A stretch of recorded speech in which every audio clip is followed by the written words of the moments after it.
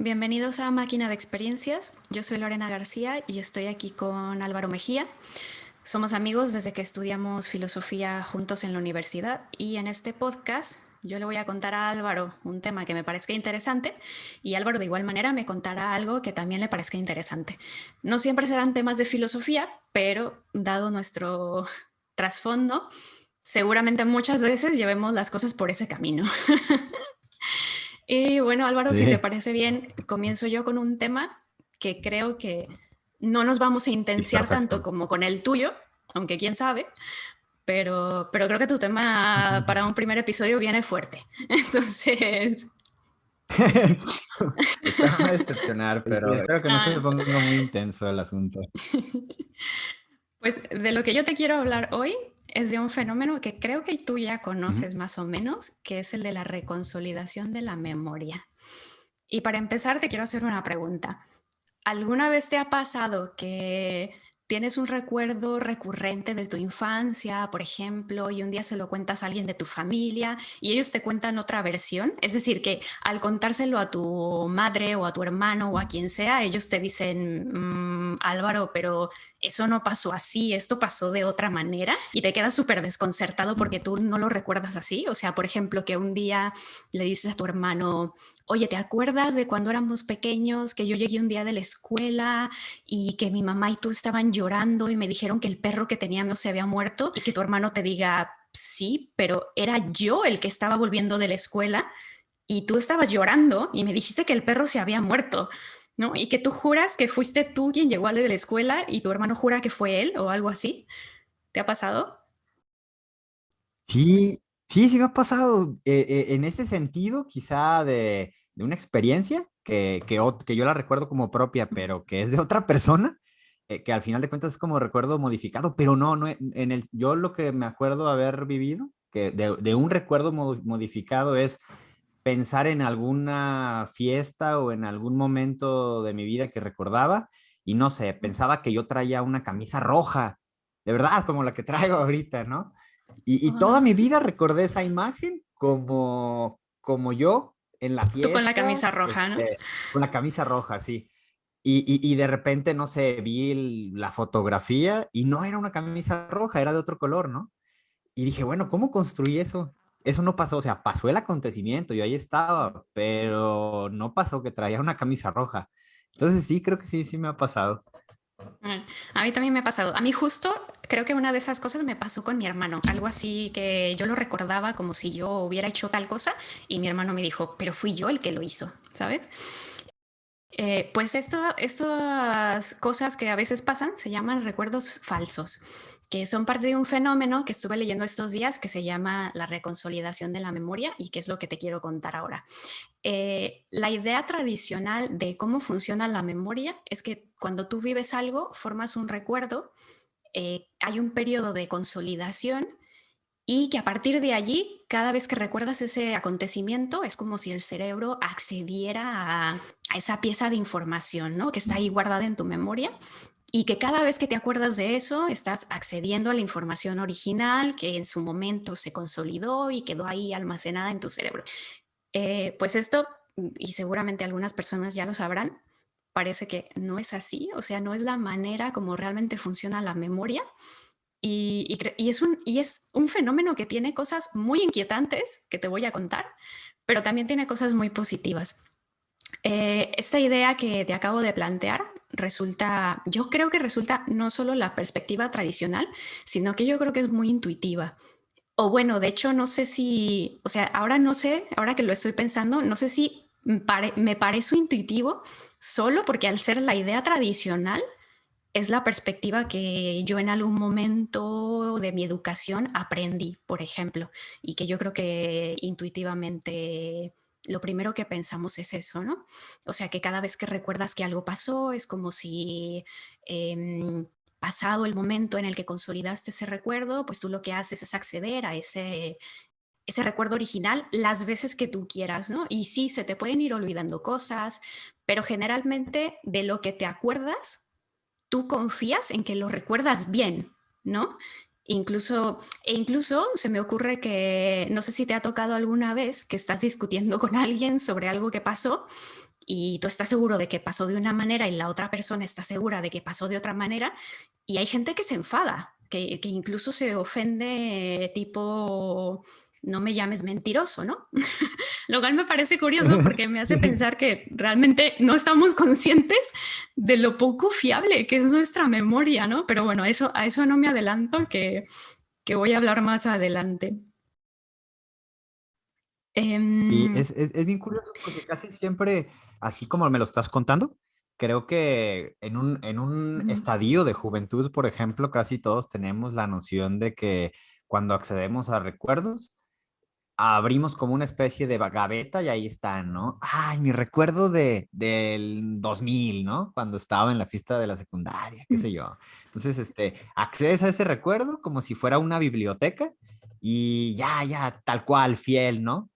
Si no la recuerdas es porque ya, no sé, desapareció, siguiendo la analogía de la biblioteca, porque ya, no sé, la humedad se lo comió, qué sé yo, pero que ahí está. Y que si accedes a él es porque lo guardaste en algún sitio, ¿no? Entonces creo que muchos así nos construíamos esa imagen de la memoria, como acceder a algo que está ahí guardado, Exactamente, de pero hecho me no. gusta mucho tu analogía de la biblioteca porque creo que lo has explicado perfecto, ¿no? Y bueno, incluso persiste esta idea de que eso, ¿no? De que aunque lo olvides, hay recuerdos que realmente pueden estar ahí muy dentro y que tú crees que los has olvidado, pero que a través de ciertas técnicas o procedimientos puedes acceder a ellos, ¿no? Es decir, esta idea freudiana de la represión, de los recuerdos traumáticos que han sido reprimidos y que con sesiones de hipnosis, por ejemplo, te puedes acordar de un abuso sexual que ocurrió cuando eras pequeño y que jamás te acordaste hasta ese momento, ¿no? Cosa que supongo que se sigue tratando de esa manera por los psicoanalistas, porque seguramente todavía existan los psicoanalistas, pero que científicamente no tiene sustento Todavía alguno. existen, Y no deberían de existir. Bueno, como práctica profesional, Y pues ya cada quien sus ya, cosas. pues resulta que estudios más o menos recientes, que es lo que he estado leyendo, apuntan a que realmente cada vez que te acuerdas de algo, ese recuerdo se reconfigura, se almacena y cuando tú vuelves a recordarlo, a lo que accedes es a esa reconfiguración y no al recuerdo original. ¿Y eso qué significa? Pues que cada vez que recuerdas algo, accedes a una reconfiguración, ¿no? Y además ese recuerdo se vuelve susceptible de ser modificado, es decir, reconfigurado otra vez, almacenado y así más veces, ¿no? Y te voy a contar el lado inquietante de esto, ¿vale? Te voy a contar una historia Va, va, va. que realmente pasó. Muy bien. Imagínate una mujer que un día está viendo a su hija jugar tranquilamente y de pronto le vienen estos recuerdos a la cabeza de su padre. O sea, en estos recuerdos ella ve a su padre abusando sexualmente de una amiga suya de la infancia en la parte trasera de su coche, de una van, y luego lo recuerda también asesinándola, ¿no? Pegándole con una roca en la cabeza. Esto es algo que realmente pasó. O sea, la mujer de, la amiga de la infancia de la mujer que es la protagonista de esta historia, sí que estuvo desaparecida cuando ellas eran pequeñas y encontraron su cuerpo algunos meses después, pero nunca pudieron dar con el asesino. Entonces, 20 años después, esta mujer se acuerda de pronto que fue su propio padre quien violó a su amiga y la mató. Va con la policía, cuenta la historia, dice que se acuerda también de que su padre la amenazó con matarla, ella también si decía algo. Bueno, y ella explica que seguramente es un recuerdo reprimido que le ha venido ahora por quién sabe qué razones. El testimonio de esta mujer se usó para llevar a su padre a juicio y este es un caso en el que estuvo involucrada una psicóloga cognitiva que sé que tú conoces, que se llama Elizabeth Loftus, bueno, y que lleva estudiando este tema muchos años. Pues a Elizabeth Loftus le pidieron su opinión como experta y ella ya tenía bastante experiencia y les dijo que, pues mira, esta mujer cambia su versión cada vez que la cuenta, tiene unas 5 o 6 versiones diferentes y para mí eso es una señal de que esos recuerdos podrían estar distorsionados e incluso haber sido fabricados, ¿no? Aunque de manera no intencional. Pues leí que pasó 2 horas Elizabeth Loftus explicándole al jurado cómo funciona la memoria, que puede ser maleable, susceptible de falsos recuerdos, etcétera, y aún así le dieron sentencia al padre. Esto fue en los años 90. Pero el desenlace es que algunos años después se descubrió por parte de un pariente de la mujer protagonista de esta historia que no se había acordado de su padre abusando de su amiga un día de repente mirando a su hija jugar en el parque, sino que ella estaba tomando sesiones de hipnosis porque tenía un estado depresivo. Y así fue como supuestamente se acordó de los crímenes de su padre y bueno, y también pudo adjudicarle a eso su depresión. Afortunadamente, donde ocurrió esto, que creo que fue en Los Ángeles, la hipnosis se considera cero fiable y cuando se supo esto, se liberó al padre, que ya estaba cumpliendo condena. Pero imagínate, o sea, es una situación terrible, ¿no? Y ni siquiera como para culpar a la mujer, porque de alguna manera ella también fue víctima Sí, de un tipo de terapia que no tiene fundamento científico, ¿no? Y que tiene mucho potencial de ser dañino, como ocurrió en este caso.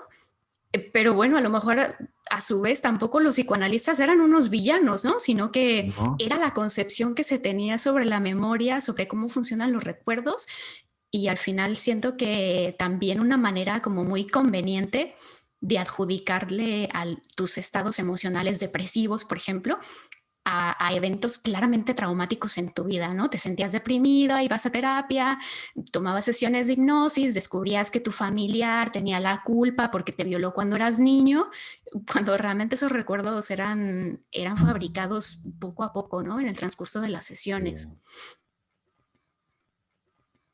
Hay terapeutas que son malvados. No, yo creo que ¿Tú crees? quizá no malvados, pero sí ingenuos, ¿no? En ese sentido, porque en la actualidad, a partir de un montón de estudios de la conducta, de neurociencias, de la personalidad, un montón de estudios de psicología nueva, pues el resultado es este, ¿no? La memoria se reconstruye cada vez que accedemos a ese recuerdo, como una cuestión como si fuera plastilina, ¿no? Se moldea, entonces quizá Sí. pienso que cada vez que accedemos a un recuerdo, ese recuerdo varía un poco. Y también, ¿qué tan fácil es las personas quieta? Ojalá que me aclares eso. ¿Qué tan fácil puede ser modificar de manera deliberada o involuntaria también el recuerdo de alguien, ¿no? O sea, me imagino una persona con finalidades todas perversas que quiera cometer, no sé, algo terrible, una finalidad mala, en un jurado, por ejemplo, y que quiera colocar un recuerdo a una persona o modificar uno que ya tenía, bueno, entonces es muy probable que lo logre, ¿no? Ya, exacto. O sea, a mí también me hace pensar en lo peligroso que puede ser eso, o simplemente sin haber una intencionalidad ahí, sin haber mala fe, ¿no? O sea, lo peligroso que pueden ser nuestras concepciones de ciertos fenómenos, cómo funciona realmente la memoria, ¿no? Cómo entendemos los recuerdos, etcétera. Em, Sí, Hay un experimento que también quiero mencionar aquí, que creo que es el mismo experimento que tú, Álvaro, comentaste en el episodio 6 de Retorno a la Caverna, un podcast en el que hablamos sobre bien, tema de filosofía. Y es un experimento en el que también participó Elizabeth Loftus como investigadora, en el que se le mostraron a un grupo de personas unos vídeos, creo que era un vídeo corto de 1 minuto, en el que se veían algunos coches y que en un periodo de 4 segundos ocurre un accidente de tráfico, ¿no? Y entonces hicieron 3 subgrupos y a cada uno le formularon la pregunta de qué tan rápido iba el coche que probó el accidente de tráfico, ¿no? Pero cambiando un poco las palabras que se utilizaron. Al grupo uno se le preguntó qué tan rápido iba el coche cuando le pegó al otro, ¿no? Usaron la palabra hit en inglés. Al segundo grupo se le preguntó qué tan rápido iba el coche cuando se estrelló con el otro, ahí usaron la palabra smashed. Y al tercer grupo era el grupo de control, entonces no le preguntaron nada. Pues lo interesante es que dejaron que pasara una semana y sin volver a mostrarles el vídeo, le preguntaron a todas esas personas si recordaban haber visto cristales rotos. No había cristales rotos, ¿vale? Pero las personas a las que se les había planteado una semana antes la pregunta de qué tan rápido iba el coche con un verbo más fuerte, más violento, que era el smashed, estrellarse, fueron más propensos a decir que sí, que recordaban cristales rotos. En cambio, a los que se hizo la pregunta con el verbo hit, fueron más propensos a recordar que no había habido cristales rotos, ¿no? Pero lo que a mí me pareció más destacable es que al grupo de control, al que no le hicieron ninguna pregunta, o sea, la única pregunta que se les hizo fue, ¿recuerdas haber visto cristales rotos? Fueron los menos propensos a decir que sí había cristales rotos. Es decir, fueron los que más dieron una respuesta que sí se correspondía con lo que se veía en el vídeo, ¿no? Con la realidad. Lo cual a mí me hace suponer que, o sea, que en casos en los que hay que hacer interrogatorios para cualquier propósito, lo delicado aquí es qué le preguntas a los testigos cuando han presenciado un accidente o cualquier cosa, ¿no? ¿Cómo se los preguntas? Y tratar de evitar en lo posible el efecto confabulador que puede provocar el uso del lenguaje, ¿no? Dependiendo de las palabras que usas. Y yo supongo que a lo mejor la policía, la gente encargada de recoger testimonios, pues recibirán alguna especie de entrenamiento para saber qué hay que preguntar y cómo hay que preguntar, ¿no? Y cómo no hay que preguntar. Sí, qué curioso, porque creo que también cuando, esto que acabas de mencionar, cuando están levantando testimonios y en un interrogatorio se hace mal, o sea, supongo que tiene que tener Mm. una metodología muy clara a partir de todo esto que ya es una evidencia empírica. Ah, no sé, hay palabras en las cuales orillas a la persona que tú estás interrogando, que la orillas a que responda de ciertas maneras, ¿no? Bajo estímulos. Y también eso mismo, ¿no? Hay estímulos externos, no solamente las palabras, que, que hacen que las personas quizás sean muy creativas y se pongan ahí a divagar acerca de lo que recordaron.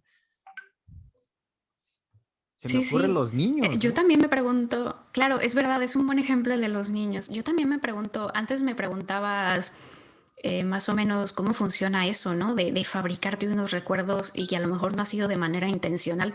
Yo también me lo pregunto, o sea, cómo funciona exactamente, eh, que dependiendo del lenguaje uno recuerde ciertas cosas que a lo mejor no pasaron, ¿no?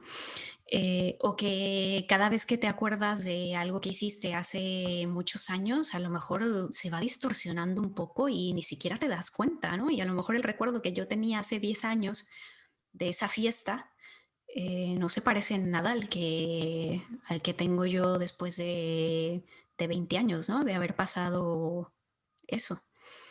Sí, Em, bueno, antes, fuera del podcast, hablábamos de algunos ejemplos. No sé si quieres compartir algo de lo que me mencionabas, que creo que era, por ejemplo, de la peli esta de Memento, que yo no la he visto. sí.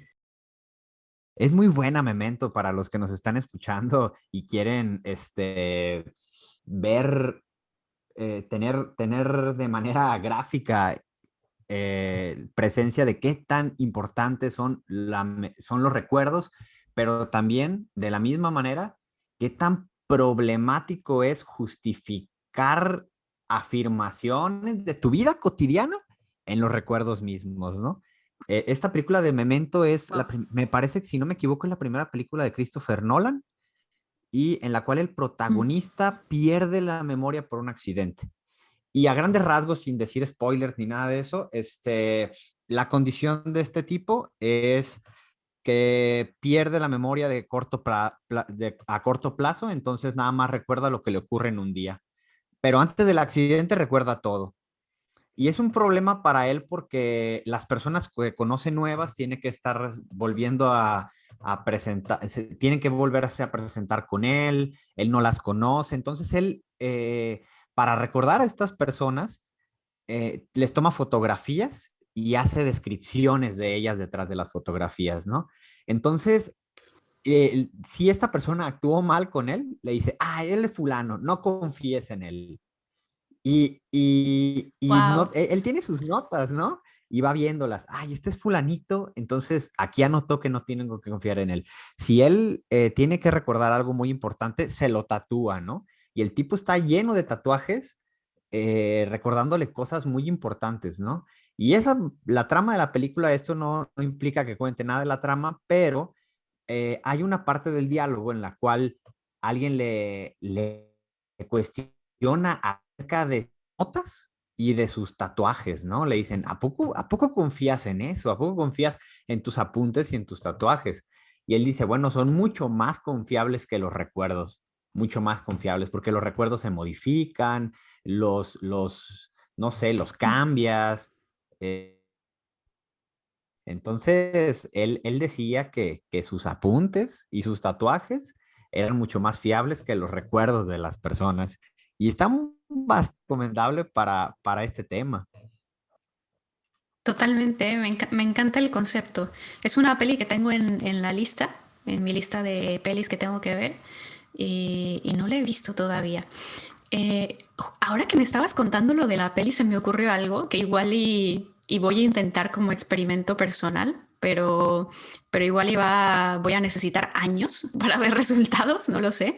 Se me estaba ocurriendo, y si hiciéramos el ejercicio de apuntarnos algo que pase en nuestra vida. Una cosa obviamente que nosotros pensemos, de esto me voy a acordar, ¿no? De esto me voy a acordar en un año, no sé, un evento importante. Y si nos apuntáramos como si tuviéramos un diario detalladamente lo que pasó y yo qué sé, y en un año lo volviéramos a apuntar sin mirar el primero que hicimos y en 2 años lo volviéramos a apuntar y tal, me pregunto si luego comparándolos habría cosas modificadas, cosas que se perdieron, no lo sé. Sí, sí, sí. Yo creo que habría cosas que mis fotografías por alguna, por no sé, que estoy esculcando papeles. Esculcar es como buscar, ¿no? Este, y me encuentro mis fotografías de la secundaria, pues hay tipos que ya ni recuerdo, ¿no? Compañeros que tuve que, ay Dios, ¿quién es este? No, ni siquiera me acuerdo y estuve con él 3 años. No puede ser posible que no me acuerde nada de esos tipos. Entonces, pues es eso, es que el cerebro donde se almacenan los recuerdos, por decirlo de alguna manera, pues es una cuestión plástica, accedes a ella, se reconstruye, y si no la estimulas, pues creo que se pierde, ¿no? Si tengo entendido es algo así parecido, si no estimulas esta parte donde está almacenada, donde hay sinapsis y ahí está como la recreación del cerebro, que hace el cerebro para acceder a un recuerdo, entonces se pierde o se vuelve más difuso, como las tablas de verdad lógica. Podríamos hablar de una... Podríamos hablar de una plasticidad de la memoria, ¿no? O algo así.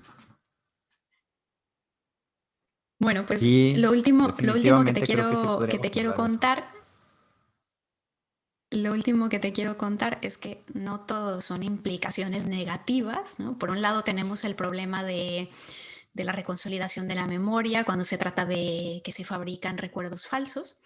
Pero por otro lado, también se puede usar la reconsolidación para ayudar a personas que tienen recuerdos traumáticos, o sea, realmente, porque sí vivieron experiencias traumáticas. Em, Parece ser que hay terapias para, por ejemplo, tratar el trastorno de estrés postraumático, este trastorno que ocurre cuando una persona tiene recuerdos traumáticos muy fuertes, muy resistentes, que constantemente están reviviendo de una manera muy intrusiva en sus vidas y que al final es estar experimentando una y otra vez el evento traumático que les causó todo eso en primer lugar, ¿no?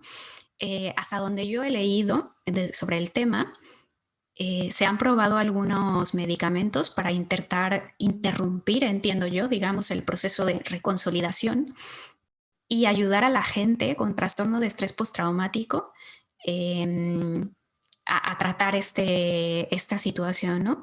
Y también para trastornos de ansiedad e incluso para adicciones. Hay una terapia que se llama de exposición y que también se asocia a la idea de que la gente con adicciones tienen estos recuerdos persistentes, muy fuertes, que se resisten a la extinción, ¿no? A la desensibilización. Y que también se están probando técnicas que parten de la reconsolidación de este fenómeno para intentar que una respuesta indeseable ante ciertos estímulos se debilite e incluso desaparezca, ¿no? Que sería lo que se busca en el caso de las adicciones y de trastornos de ansiedad, de fobias, ataques de pánico. Y bueno, esto es lo que puede resultar muy beneficioso para nosotros del hecho de estudiar y reconocer que existe este fenómeno de reconsolidación versus la consolidación, que era la manera tradicional, ¿no? De cómo se veía el fenómeno de la memoria y de los recuerdos. Sí, Eh, qué interesante eso que mencionas que puede ser aplicado de manera práctica, incluso en esta cuestión de las adicciones. Es interesantísimo. Ujú. Y Sí, oye, sí, igual solamente y... no quería meter la pata, pero y qué me dices de la identidad?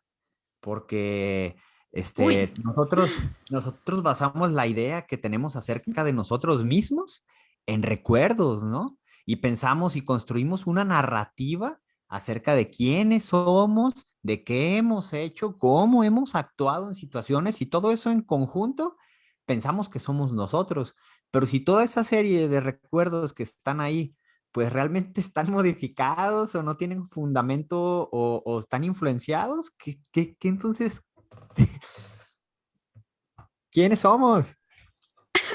no lo había pensado, Álvaro, y tiene mucho sentido. Ahora que lo mencionas, esto podría dar para otro podcast incluso. Tenemos que hacer un podcast sobre Sí, identidad la personal. identidad. Y es que tiene mucho sentido, no lo había pensado, pero es verdad, porque si uno ve la identidad personal como, o si uno defiende que la identidad personal está ligada al continuo psicológico, ¿no? Y que el continuo psicológico pues tiene varios elementos, ¿no? Que pueden ser, no sé, tus motivaciones, y entre ellos estos elementos, pues uno es la memoria. Y es una buena pregunta, pero ¿qué pasa? Hasta dónde puedes estirar cada uno de estos elementos o hasta qué punto puedes ponerle problemas a cada uno de estos elementos y que la identidad personal sigue estando intacta, ¿no? ¿Hasta qué punto tú y yo podríamos tener los mismos recuerdos, por ejemplo, y seguir siendo tú una persona y yo otra persona?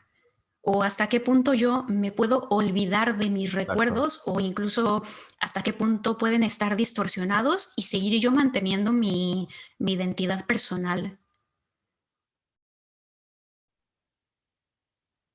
Sí, sí, es un problema y da para otro podcast completamente. Sí, pues ya, apuntado. Apuntado para un podcast futuro. Muy bien. Bueno, pues Muy bueno. básicamente Muy eso bien, era lo que yo te pues quería contar hoy. Es el tema que me preparé. Así que si muy bien. quieres, cuéntame ahora tú tu tema, que yo ya sé Sí, que va a claro. ser intenso. Ay, es que estos días había estado pensando cómo aterrizar el tema, porque bueno, a final de cuentas que uno habla ahí en filosofía se vuelven bien abstractas, pero la intención de nuestras pláticas creo que son que no sean tan abstractas porque las disfrutamos, ¿no? Porque a final de cuentas la abstracción está bien chida, pero cuando te entienden, cuando no te entienden, no. Claro. Entonces, que en filosofía, si yo podría decirlo de alguna manera, al igual, haciendo analogía de otras actividades como las ingenierías o los médicos. Ellos utilizan herramientas que en ocasiones son tangibles o herramientas que en ocasiones son teóricas, pero se tiene muy claro que en otras áreas estas herramientas pues están ahí y los profesionistas trabajan con ellas. Y vaya, los filósofos, ¿con qué herramientas trabajamos? Sí, y preguntándome esto, llegué a la conclusión de que por lo menos podemos rescatar dos herramientas. Los conceptos, que somos re buenos para usar los conceptos, a veces unos más malos que otros, pero las intuiciones. Y eso era lo que quiero hablar, ¿no? Acerca de las intuiciones. ¿Y qué son las intuiciones? Las intuiciones son una especie de conocimiento previo dado sin necesidad de justificación en la experiencia ni en lo empírico. Y eso está bien curioso, porque eso suena como muy raro, ¿no? ¿Cómo que conocimiento dado? Nosotros le decimos a priori, ¿no? Sin necesidad de experiencia. Pero si lo pensamos bien, un montón de nuestro conocimiento, no solamente filosófico, sino científico, está basado en intuiciones. Y las intuiciones están ahí, parecería que están desdeñadas, pero no, están en casi todas las áreas de la vida profesional y teórica, ¿no? Por ejemplo, para que Galileo en algún momento se planteara sus experimentos de la pendiente o de la torre, que son famosísimos, ¿no? Y él tenía en mente algo que quería demostrar. Sin embargo, partía de intuiciones, ¿no? Su intuición era que los objetos iban a moverse de cierta manera. ¿De dónde venía esa justificación? ¿Quién diablo sabe? O sea, ese es el problema de las intuiciones. No tienen justificación, están ahí en la mente, no tienen justificación alguna. Pero los filósofos y los teóricos, físicos, matemáticos, incluso psicólogos, parten de estas intuiciones que son hechos ya dados y que no podemos justificarlos. En filosofía hay un montón de ejemplos, ¿no? David Chalmers, un filósofo contemporáneo, da dentro de sus muchos ejemplos que da, hay uno muy famoso que es el del zombie, y él intenta describir cómo es bien complicado que tengamos acceso a lo que las demás personas sienten, o es más, si acaso sienten, pues entonces él parte, nosotros, todas las personas que nos relacionamos, partimos del supuesto intuitivo de que las demás personas sí sienten lo mismo, ¿no? Y de ahí que podemos relacionar. Cuando se presentan problemas, pienso problemas como personas con algún espectro autista, que estas intuiciones no funcionan de la misma manera, pues nos enfrentamos en un problema, ¿no? Porque bueno, claramente ellos piensan, bueno, hay ocasiones en las que no tienen claro si tú sientes algo, si sientes algo, porque es un verdadero problema filosófico. Nosotros lo vemos como ya, pero no es así, no lo es así, las intuiciones están ahí y sobre todo en filosofía creo que son los filósofos somos bien promiscuos para usar intuiciones. Las utilizamos a cada rato, ¿no? Y para todo. Creo que el filósofo que me viene más a la mente en este momento del filósofo clásico es Kant y intuiciones para describir el espacio y el tiempo, ¿no? Y es muy claro, cuando nosotros intentamos describir el espacio y el tiempo, pues es algo que ya lo tenemos dado, el espacio, no podemos explicarlo, pero sabemos que está ahí. El tiempo igual, no sabemos explicarlo, pero sabemos que está ahí. Entonces, a partir de esta intuición, construimos la realidad, construimos todo lo que nos pasa en el mundo. ¿Cuándo te caíste de la bicicleta? No, pues me caí ayer, ¿no? Esta intuición del tiempo pues está intrínseca en nuestra mente. No tenemos por qué explicársela a la gente, ni siquiera tenemos el deber, ¿no? Simplemente lo utilizamos. Al igual ¿qué es allá? A menos que salga un tipo todo extraño, un filósofo todo raro, le diga, ¿cómo que allá?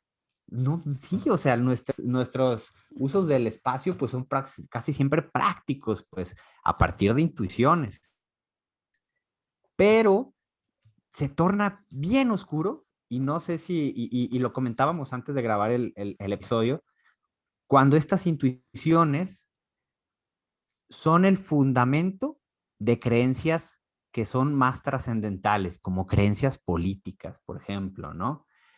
A cosas como el ideal de cualquier postura política debe de ser la igualdad. Y bueno, esa es una intuición. ¿Por qué? Pues no, simplemente la gente cree eso, simplemente la gente parte de esa intuición que el valor máximo de la política es la igualdad, pero no se justifica, nadie lo justifica y eso no tiene que ver con que sea bueno o malo, simplemente con exponer que hay esta clase de creencias predeterminadas, ¿no? Hay un ejemplo que me viene a la mente de Bertrand Russell, que es el del conocimiento directo. Bertrand Russell dice que cuando tenemos cuando somos, cuando estamos en el mundo junto con nuestros sentidos y las cosas del mundo las percibimos así de manera magra, pues ese es un conocimiento directo de las cosas, no estamos acomodadas en nuestra mente, ¿no? Posteriormente viene otro proceso en el cual acomodamos toda esta información, le damos sentido, pero de manera directa solamente tenemos datos. Y las intuiciones es algo previo a esos datos, está todavía detrás de ellos. Y es bien curioso porque parecería que tenemos algo determinado en nuestra cabeza en la cual partimos de algo, de un juicio ya dado y que ya más podemos incluso saber a qué conclusión va a llegar alguien, ¿no? Porque tiene ciertas intuiciones, entonces, aunque tenga los mismos estímulos que otras personas, va a llegar a intuiciones distintas que otras personas que tengan otras intuiciones diferentes. Es un tema bastante, de repente desdeñado en el mundo contemporáneo, porque pensamos que nuestras intuiciones son homogéneas y creo que no. No sé si te ha pasado a ti, Lorena, que, que fundamentas tu creencia en algo en una intuición. Seguro, seguro. O sea, estamos hablando de intuiciones de cualquier tipo, ¿no? Yo creo que todo el mundo Sí. tenemos ciertas intuiciones y de ahí hacemos ciertos juicios y a veces ni siquiera nos damos cuenta de que detrás de esa creencia o ese juicio hay una intuición, ¿no? Ahora que hablas de intuiciones que luego son el fundamento de cosas más trascendentales, por ejemplo, cuestiones políticas, cuestiones éticas, ¿no? Morales seguramente también. Lo que decía, por ejemplo, eran Hobbes y Rousseau sobre el ser humano, así que uno decía que era intrínsecamente bueno y el otro que era intrínsecamente malo. Eso sería una intuición, ¿no? Por ejemplo. Sí. Sí, Y, perdón, pensé que ¿Y ibas qué a... pasa? Ah, perdón. No, no. ¿Y qué pasa con qué pasa con las intuiciones en lo moral? Es decir, con la explicación que tú has dado sobre qué son las intuiciones, yo supongo que entonces, por ejemplo, en la ética, las intuiciones morales se supone que serían, digamos, proposiciones de las que parte todo, ¿no? Todo el argumento, el razonamiento moral y que no se tienen que demostrar porque son evidentes. Y desde ahí ya me voy imaginando cuál es el problema. O sea, me imagino que es como en lógica que tú siempre partes de unas proposiciones que se dan como supuestos y se dan como verdaderas, porque si no, no puedes formular ningún argumento, ¿no? Y se supone que son verdades evidentes, digamos. O en matemáticas que tú tienes unos axiomas que son cosas que no se infieren, no vienen de un razonamiento, sino que son verdades evidentes, ¿no? Por ejemplo, me imagino que el principio de no contradicción viene de la intuición de que no es posible que una cosa sea y no sea al mismo tiempo. Y, y entonces supongo que en ética habría ciertas intuiciones de las que parten los juicios morales que hacemos y que se supone que esas intuiciones serían evidentes. Es decir, yo entiendo que cuando hablamos de que una intuición es evidente, estaríamos hablando de que lo es o debería serlo, de la misma manera que es evidente que si yo suelto un objeto se va a caer. Es decir, que no sería una cuestión de, pero evidente para quién, lo que puede ser una intuición moral para ti, a lo mejor para mí no lo es, sino que, o sea, no debería ser un concepto de ser evidente de manera relativista, sino lo contrario, ¿no? Si yo digo que el planeta Tierra es más grande que un balón de fútbol, nadie me va a decir, bueno, lo es para ti, o sea, en ética, por ejemplo, en lo moral, ¿existe esa clase de carácter evidente de en las intuiciones morales? Yo entiendo que debería ser así, digamos, ¿no? Pero Sí. para que funcione, ¿no? Este concepto de intuiciones morales y que de ahí parte en la teoría, ¿no? Pero, ¿qué piensas? O sea, ¿esto existe? Creo que definitivamente en la moral es donde se presentan más el uso de intuiciones, ¿no? Y bueno, un psicólogo contemporáneo, Jonathan Haidt, él plantea el problema de, del uso de intuiciones para justificar cuestiones morales. Y uno de los ejemplos que él utiliza es el del incesto. ¿Por qué el incesto es malo? Porque si se lo preguntas a quien sea, casi quien sea, en casi cualquier civilización, bajo excepciones, te va a decir que el incesto es malo. Y sabemos que hay justificaciones biológicas al respecto. Sin embargo, él dice que si eliminamos del panorama estas implicaciones biológicas, es decir, un producto con mal desarrollo, defectuoso, etcétera, pues seguiría siendo inmoral el incesto. Es problemático porque aquí se basa en una intuición, este juicio moral. Sin embargo, aquí hablamos de una intuición que pudo haber desarrollada por una cuestión adaptativa. Es decir, cómo solucionamos la problemática de los productos con, no sé, con defectos congénitos, por haber sido producto de hijos de hermanos, por ejemplo. Yo supongo que la evolución, pues sabemos que que no es consciente, pero que se desarrolló una característica adaptativa para que esto no ocurriera. Entonces, la intuición podría ser también un resquicio adaptativo en ese sentido, ¿no? Un resquicio adaptativo para que las personas sientan aversión por el sexo entre familiares. Y esto puede ser muy interesante porque si nos lo planteamos así, si nuestras intuiciones en el sentido moral son un resquicio evolutivo, pues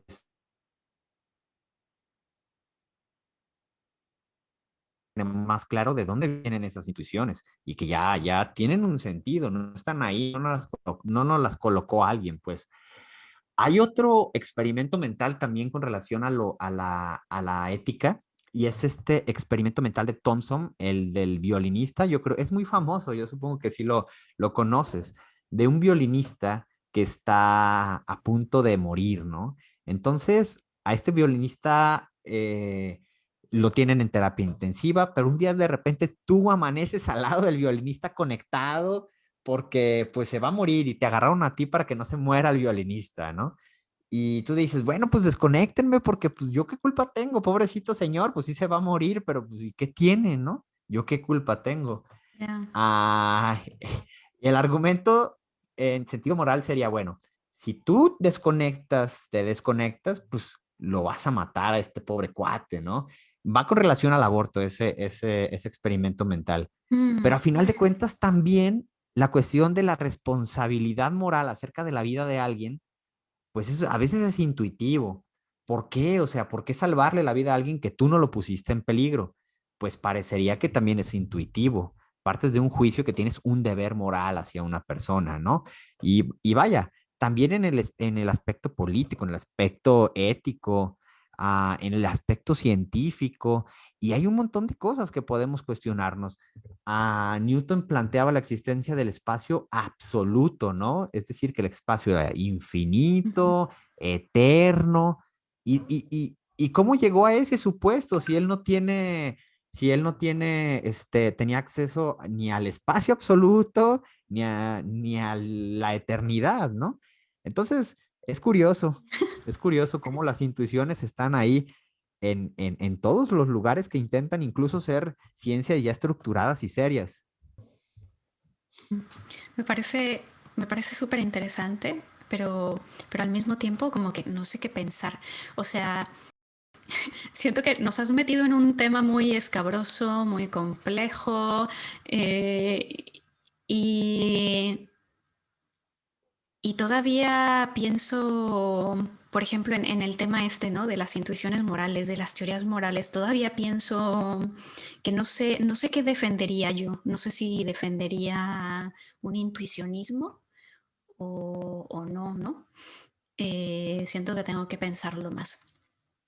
Sí, O a lo está mejor defendería que definitivamente. realmente las intuiciones morales, pues no, es que realmente no lo son, ¿no? O parece que hay mucha evidencia de que no son percepciones universales, sino que varían de individuo a individuo, de cultura a cultura. Y además me imagino que la formación de estas intuiciones es un proceso complejo dentro del desarrollo de la moralidad en el cerebro de una persona. Sí, sí, definitivamente. Incluso hay estudios bastante grandes que hablan acerca de que las intuiciones son muy variables, no solamente para los filósofos y para filósofos profesionales. Hablaba con nuestro Uh, compañero de Retorno a la Caverna acerca de que, bueno, si planteáramos que las nociones de moral pueden ser universales en ocasiones o se planteaban como universales, pues las intuiciones no deberían de ser variables. Sin embargo, eran variables, eran muy variables conforme a la cultura, a la población, incluso puede ser escandaloso, pero incluso hasta en la raza variaban las intuiciones morales, ¿no? Pero ¿qué nos dice esto? wow, Pues nada, que hay una diversidad del ser humano impresionante y ya, ¿no? Pero ya. eso era lo Eh, que quería contar y creo que ha sido todo un problema. Pero es un problema la filosofía eso, sí, ¿no? sí, sí, lo es.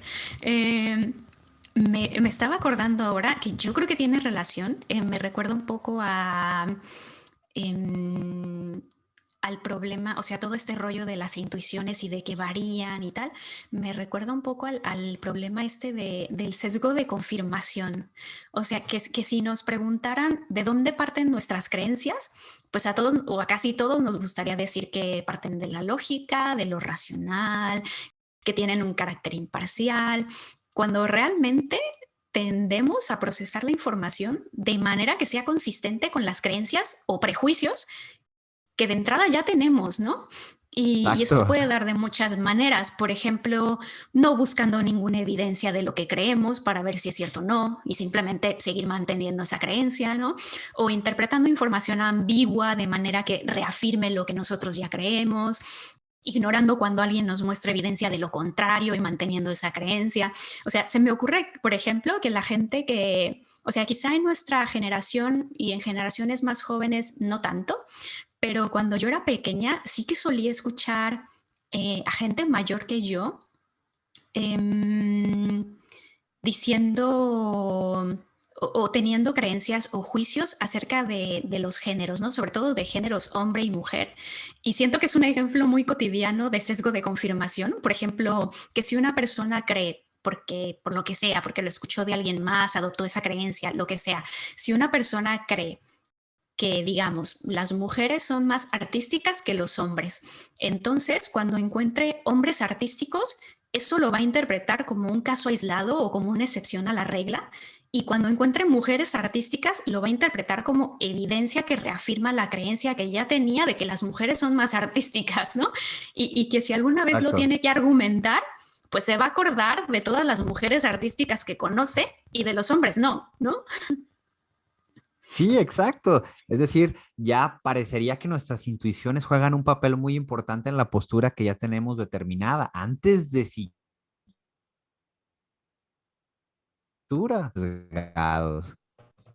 Ay, perdón Álvaro, que se te cortó. Eh, Se cortó. Mencioné sí, sí. que parecería que la intuición juega un papel fundamental en la reconstrucción, en la construcción de una postura concreta acerca de Ujú. algo, ¿no? Ya de entrada ya la tenemos. Y bueno, somos unos seres sesgadísimos, ¿no? Sesgadísimos. Y pensamos a veces que la cuestión de si nosotros nuestros gustos políticos, por ejemplo, izquierdas, derechas, centro, nuestros gustos filosóficos o qué sé yo, cualquiera de estos gustos que uno va adquiriendo, precisamente eso, que los vas adquiriendo, ¿no? Pero parecería, con lo que hemos hablado de las intuiciones, que no los vas adquiriendo, sino que los vas seleccionando, ¿no? Seleccionas aquello que se acomoda a lo que te gustaría que fuera cercano a lo que crees. Y eso parte de los sesgos cognitivos de Kahneman, que después deberíamos también hablar de eso. Ujú. Bueno, También da para otro lamento podcast. dejarlo para otro podcast, dejar tantos temas abiertos, pero creo que lo de las intuiciones no podía plantearse de una manera particular, sino que teníamos que Mm. recurrir a todos estos ejemplos que recurrimos para poder decir, esto es un ejemplo muy, muy grande de lo que son las intuiciones y del uso que le damos y que no son confiables. No, no, totalmente. O sea, ahora lo que pienso es que como seres humanos confiamos mucho en nuestra racionalidad, cuando realmente la racionalidad no es una cualidad que nos funcione muy bien, sino que nos tenemos que esforzar por procesar la información de manera racional y que necesitamos entrenarnos, por decirlo de alguna manera, para saber procesar la información, ¿no? O sea, que eso sería, por ejemplo, aprender a tener pensamiento crítico, porque así como que muy natural no nos sale la cuestión de la racionalidad y es No, algo en lo que confiamos muchísimo, ¿no? En esa cualidad de ser sí, racionales. sí, sí, definitivamente. Y al parecer, pues sí, de eso, de raíz, ahí está muy cuestionable. Sí, pues bueno, si te parece bien y si no quieres comentar nada más, si quieres cerramos este podcast por el día de hoy. Me parece perfecto. Y de Muy bien. nuevo, creo que les debo una disculpa por lo complejo que estuvo el No, asunto, pero creo que, pero creo se tenía que hablar. que era la idea, ¿no? Se tenía que hablar, se tenía que hablar. Los filósofos a veces están bien locos, pero así es. Muy bien. Pues gracias por escucharnos y nos vemos en el próximo episodio de Máquina de Experiencias.